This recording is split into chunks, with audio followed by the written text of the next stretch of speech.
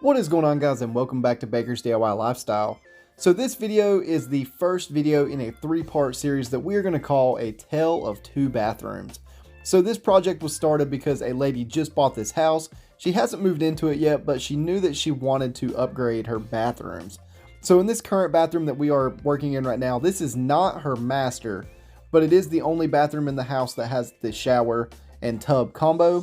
The bathroom that would actually be considered the master is only a two-piece with a toilet and a vanity, a little half bath. So it's kind of a weird setup. They probably added that bathroom into a closet because this house was built back in the 50s, and most likely this bathroom that we're working in here was the only bathroom originally. So as we're working on this house, what she wanted to do was go ahead and rip out all of this old brown tile, go back in with a nice new tub and a 4-piece shower surround.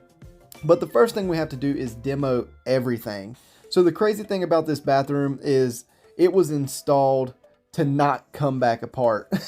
Being built back in the 50s, there's no Durock, there's no sheetrock behind this tile. It is straight mortar to the mesh screen back there, and the only way to get that stuff out is to just beat the living tar out of it. So I was going at it with a sledgehammer here while Tristan started working on the toilet. And eventually we'll switch places here, but you can see if you run into a problem like this when you are redoing your bathroom, the only way to get through it is to just beat it away.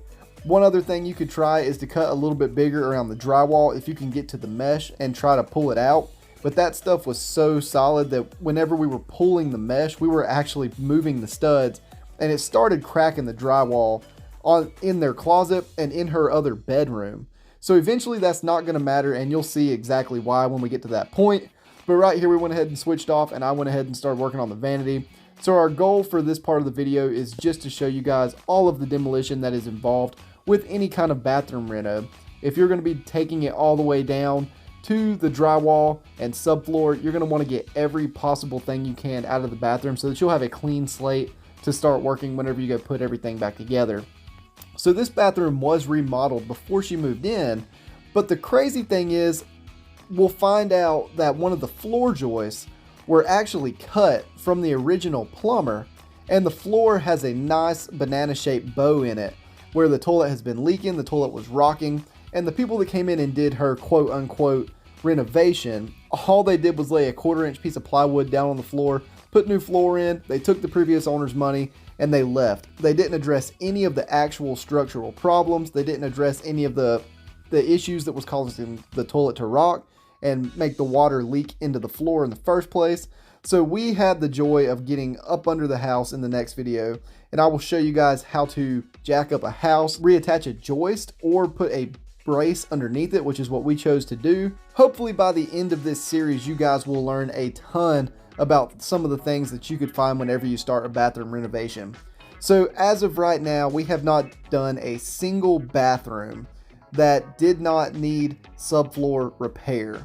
So over time, you start to get to a 30 to 50 year bathroom, you are going to have water leaks that have occurred over time. A lot of the times the leaks are so small that they go completely unnoticed, but what's happening is the wood underneath your toilet or underneath your tub or shower is soaking up all of that wood, and eventually when it fails to the point where you have to do a major renovation. So anytime you're just doing updates, if you're replacing a toilet or you want to put a new vanity in or put a new shower surround, always make sure that you are watertight, because water is the #1 enemy of any house project. So here we are in the master bathroom, and sadly I couldn't get the camera at a good angle in the bathroom, but there was about 4 layers of linoleum floor glued down to this plywood. There was also a piece of 1/4-inch plywood on top of the original solid board subfloor. So as you'll see us scraping through all of this old vinyl, right here you can see the plywood, and you can see right underneath Tristan around the toilet, there is some rot on that toilet as well.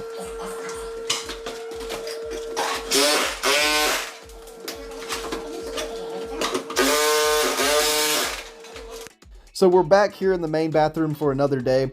You can see we got the big guns in now with the big sledgehammer, and we just went to town on this wall because originally we could not get that stuff to break, and I was being gentle, trying not to damage the walls in the other rooms, but at this point we just had to get this stuff out.